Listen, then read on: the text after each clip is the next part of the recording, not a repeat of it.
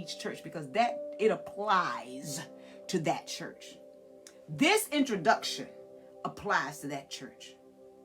I may have to come to your church as a politician because what's going on in your church, I got to be political. I may come to your church as a teacher because what I have to do at your church, I have to teach.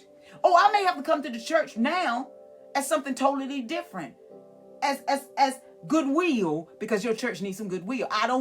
He's introduced himself in different ways to different churches because that was the Jesus they needed.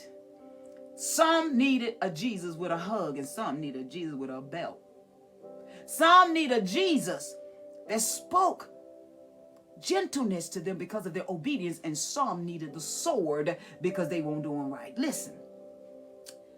And to the angel, the pastor, the leader of the church of Pergamos, write these things, saith he who hath the sharp sword and two edges. I know thy works. I'm walking through the candlesticks.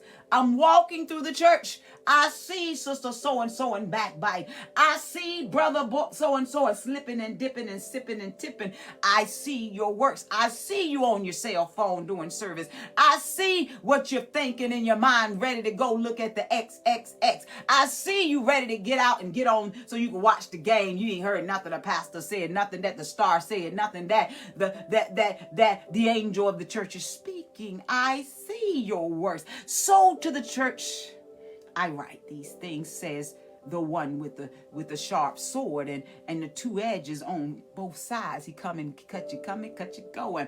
And I know thy works and where thy dwell, where you hanging out at. I know where your works and I know where you hang out at. I know you go after church. I know who your friends are. I know what company you keep. I know your works when you're not in the pastor face.